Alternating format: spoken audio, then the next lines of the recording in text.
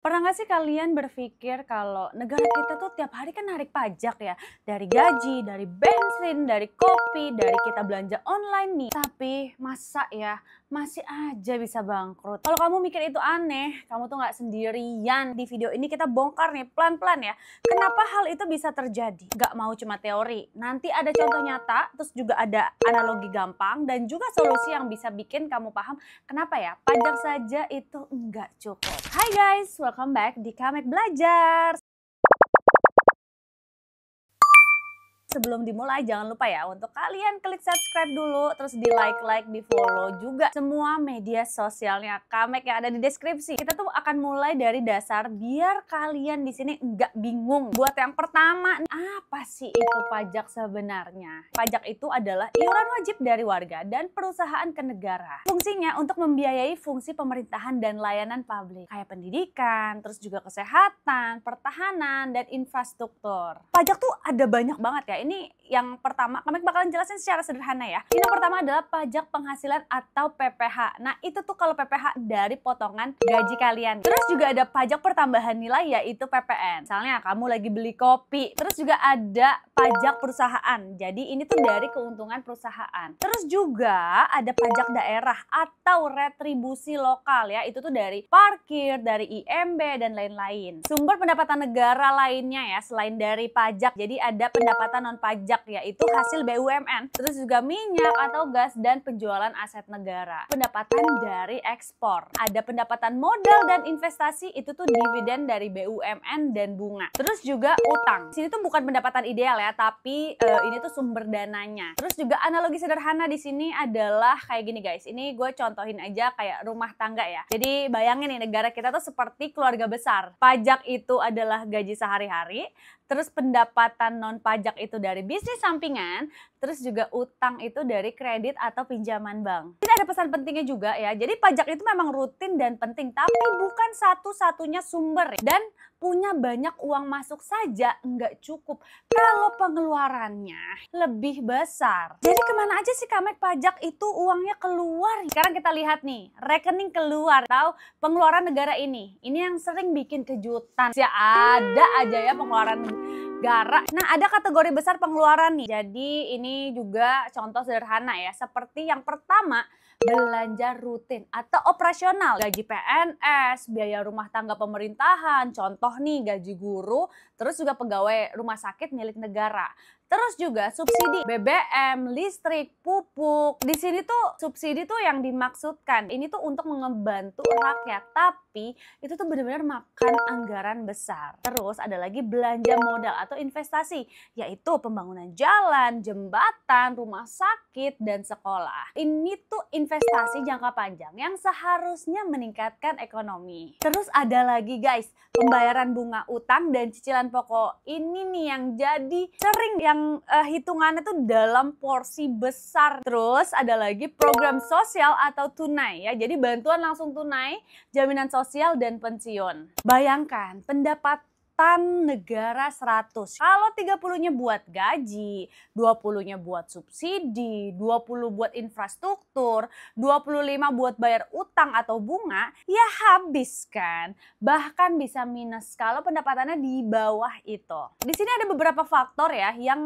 ngebengkakin pengeluaran nih guys. Yang pertama, populasi dan demografi. Jadi lebih banyak orang ya lebih banyak layanan kan. Kenaikan harga layanan atau inflasi. Di sini biaya operasional tuh selalu naik ya tiap tahun. Terus juga ada kebijakan sosial atau populis, di mana kenaikan gaji minimum atau subsidi besar dan lain-lain. Ada waktu dan proyek infrastruktur besar. Seperti proyek besar kan butuh dana besar juga di depan. Lalu ada korupsi dan kebocoran anggaran. Di sini tuh pengeluarannya efektif, jadi lebih kecil. Oke, kita pakai analogi kartu kredit. Jadi kalau gaji kamu 10 juta sebulan, tapi tagihan dan kreditnya mencapai 11 juta, kena deh defisit. Negara juga kayak gitu. Kalau pengeluarannya lebih besar daripada pendapatan, muncul nih yang namanya defisit. Sebelum kami lanjut ya, apa itu defisit dan surplus makan operating analogi? Di sini defisit adalah kamu belanja lebih banyak daripada pemasukan. Terus juga surplus itu adalah sisa tabungan. 3 cara utama menutup defisit. Yang pertama, ngutang. paling umum, kayak obligasi domestik atau ngutangnya dari luar negeri. Terus yang kedua, mencetak uang atau monetisasi defisit. Sini bank sentral beli obligasi pemerintah, meningkatkan jumlah uang yang beredar. Ada memotong anggaran atau menaikkan pajak.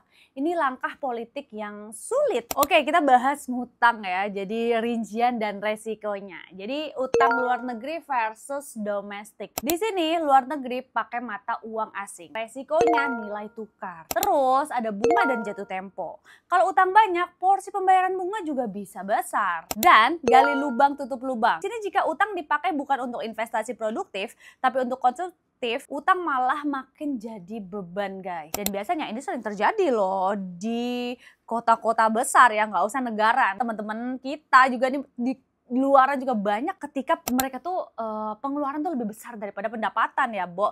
Jadi kayak ya udah mau nggak mau ya harus ngutang kan kalau untuk menutupi kekurangannya. Ini juga ada mencetak uang. Jadi di sini pengertian dan dampaknya. Lebih banyak uang mengejar barang, harga pun akan naik. Terus juga ada erosi nilai tabungan rakyat. Jadi di sini daya beli akan menurun nih. Cut anggaran atau naik pajak yaitu trade-offs politik, memotong subsidi atau gaji pejabat itu tuh sulit guys, karena ya politis ya kan.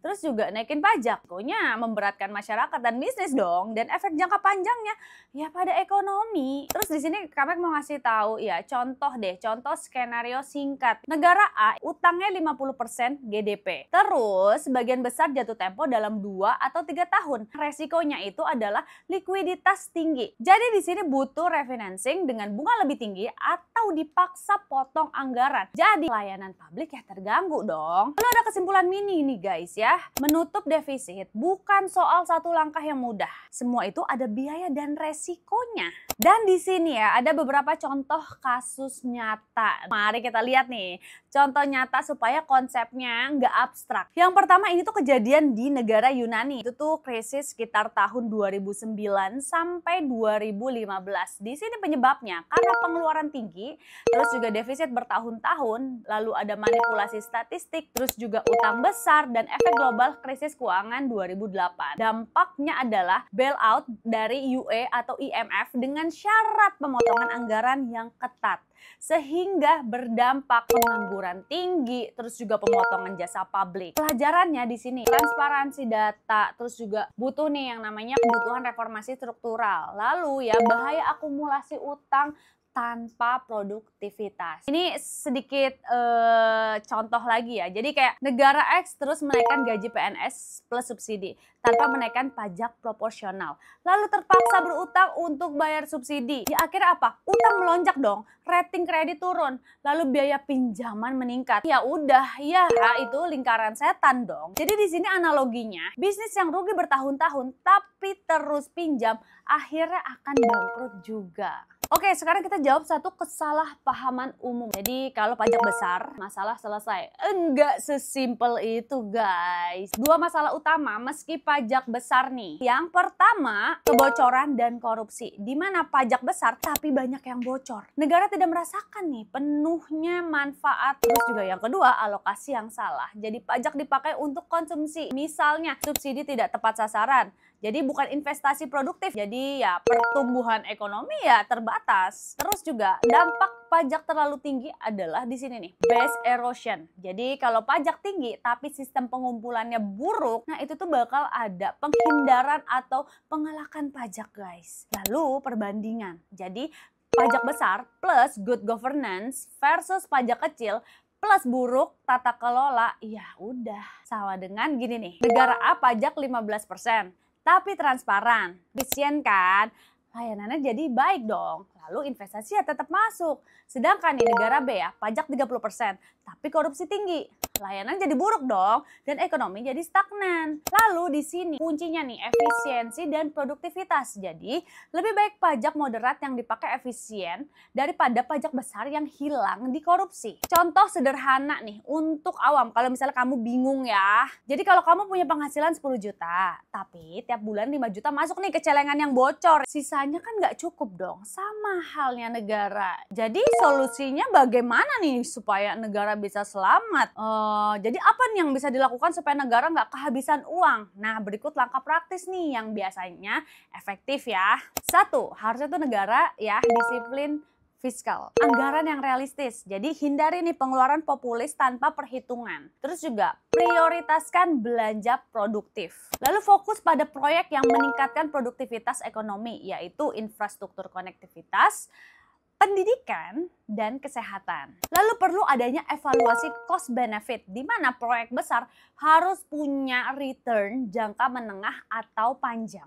Lalu transparansi dan akuntabilitas. Ada juga nih laporan keuangan publik, audit independen, e-procurement, untuk kurangi korupsi. Lalu juga ada partisipasi publik di mana ada rapat anggaran dan open data. Perlu juga nih adanya manajemen utang yang bijak, yaitu kombinasi tenor utama yang seimbang. Jadi jangka pendek versus panjang. Lalu juga utang untuk investasi produktif, bukan konsumsi. Lalu ada cadangan devisa dan stabilitas makro. Contohnya nih misalnya menjaga cadangan mata uang asing cukup untuk menghadapi shock. Terus juga reformasi pajak dan basis pajak yang lebih luas. Perbaiki sistem pemungutan pajak dan kurangi kebocoran. Pendidikan publik dan literasi fiskal. Sini warga harus tahu bagaimana anggaran dibentuk dan digunakan. Ini tuh mendorong akuntabilitas politik. Jadi guys, intinya pajak itu penting, tapi bukan penyelamat otomatis. Yang menentukan adalah bagaimana uang itu dikumpulkan, dialokasikan, dan dikelola. Di sini tuh banyak banget nih yang pertanyaan-pertanyaan umum nih yang sering muncul ya. Kayak pertama nih, kalau negara utang banyak, apa yang harus kita takutkan? Nih yang pertama ya, resiko pemotongan layanan, pajak naik, inflasi, dan default. Terus apa sih peran kita nih sebagai warga ya? Jadi ya peran kita ya pilih pemimpin yang akuntabel ya. Jadi pantau nih APBN publik, terus juga dia meningkatkan literasi pajak. Oke guys, sekian Kamek Belajar. Thank you for watching ya. Jangan lupa untuk subscribe YouTube Kamek, terus juga di like ya, di share. Semoga Kamek Belajar kali ini bermanfaat buat kalian. Oke, sampai ketemu di next video. Bye guys, see you. Rekomendasi Kamek nggak pernah salah.